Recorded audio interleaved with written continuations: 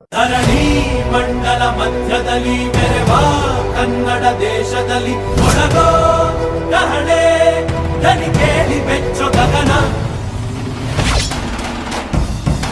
ಕಪಟ ಇಲ್ಲದ ಊರಿನಲ್ಲಿ ಕರುಣೆ ತುಂಬಿದ ನಾಡಿನಲ್ಲಿ ದಿನವೂ ಕ್ಷಣವೂ ರಣಕಲಿಗಳಿಲ್ಲಿ ಜನನ. ಕನ್ನಡದಲ್ಲಿ ಉಸಿರಾಡುವುದೆಂದರೆ ಕನ್ನಡ ಉಳಿದು ಬೇರೇನಿದೆ.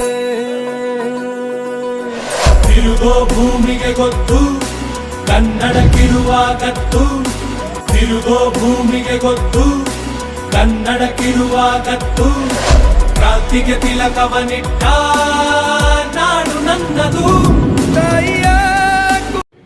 ಆಳಂದ ತಾಲೂಕಿನ ಎಲ್ಲ ಕನ್ನಡ ಸಾಹಿತ್ಯ ಆಸಕ್ತರಿಗೆ ಮತ್ತು ನಾಗರಿಕರಿಗೆ ಆಳಂದ ತಾಲೂಕಾ ಕನ್ನಡ ಸಾಹಿತ್ಯ ಪರಿಷತ್ ವತಿಯಿಂದ ಇದೇ ದಿನಾಂಕ 13ನೇ ಜನವರಿ 2025ರಂದು ಆಳಂದ ತಾಲೂಕಿನ ಗಡಿ ಗ್ರಾಮವಾದ ಹಿರೋಳಿಯಲ್ಲಿ ಆಳಂದ ತಾಲೂಕಿನ 12ನೇ ಕನ್ನಡ ಸಾಹಿತ್ಯ ಸಮ್ಮೇಳನವನ್ನು ಆಯೋಜನೆ ಮಾಡಿದ್ದೇವೆ.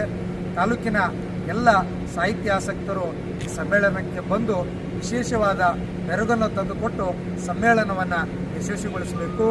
ಸಮ್ಮೇಳನವು ಪ್ರಮುಖವಾಗಿ 5 ಹಂತಗಳಲ್ಲಿ ಜರುಗುತ್ತದೆ. ಪ್ರಪ್ರಥಮವಾಗಿ ಬೆಳಗ್ಗೆ 9 ಗಂಟೆಗೆ ಸಮ್ಮೇಳನಾಧ್ಯಕ್ಷರ ಮೆರವಣಿಗೆ ನಡೀತದೆ. ಆಮೇಲೆ 11 ಗಂಟೆಗೆ ಸಮ್ಮೇಳನದ ಉದ್ಘಾಟನೆ ಆಗ್ತದೆ. ಆಮೇಲೆ ಮಧ್ಯಾಹ್ನ 1:00 ಆಳಂದ ತಾಲೂಕಿನ ಗಡಿನಾಡ ವಿಚಾರಗೋಷ್ಠಿ ಜರುಗುತ್ತದೆ. ಅದಾದ ನಂತರ ಕವಿಗೋಷ್ಠಿಯ ನಂತರ ಸಮಾರೋಪ ಸಮಾರಂಭದಲ್ಲಿ ತಾಲೂಕಿನಿಂದ ವಿವಿಧ ಕ್ಷೇತ್ರಗಳಲ್ಲಿ ಸಾಧನೆಗೈದಂಥ ಸಾಧಕರಿಗೆ ಸನ್ಮಾನ ಕಾರ್ಯಕ್ರಮವು ಕೂಡ ಆ ಸಮಯದಲ್ಲಿ ಜರುಗಲಿದೆ. ಆಳಂದ ತಾಲೂಕಿನಲ್ಲಿ ಒಟ್ಟು ಇಲ್ಲಿಯವರೆಗೆ 11 ಸಮ್ಮೇಳನಗಳು ಅತ್ಯಂತ ಯಶಸ್ವಿಯಾಗಿ ಜರುಗಿವೆ. ಆ 11ನೇ ಸಮ್ಮೇಳನ ಆಳಂದ ತಾಲೂಕಿನ ಮಾಡ್ಯಾಳದಲ್ಲಿ 2022ನೇ ಇಸ್ವಿಯಲ್ಲಾಗಿತ್ತು. 2023ರಲ್ಲಿ ರಾಜ್ಯ ಸರ್ಕಾರ ಬರಗಾಲ ಅಂತ ಘೋಷಿಸಿದ ಕಾರಣದಿಂದಾಗಿ ರಾಜ್ಯ ಸಮ್ಮೇಳನವೂ ಆಗಿದ್ದಿಲ್ಲ ಮತ್ತು ತಾಲೂಕಾ ಸಮ್ಮೇಳನವೂ ಆಗಿದ್ದಿಲ್ಲ. ಇತ್ತೀಚೆಗೆ ಮಂಡ್ಯದಲ್ಲಿ ಅಖಿಲ ಭಾರತ ಕನ್ನಡ ಸಾಹಿತ್ಯ ಸಮ್ಮೇಳನ 87ನೇದು ಜರುಗಿತ್ತು.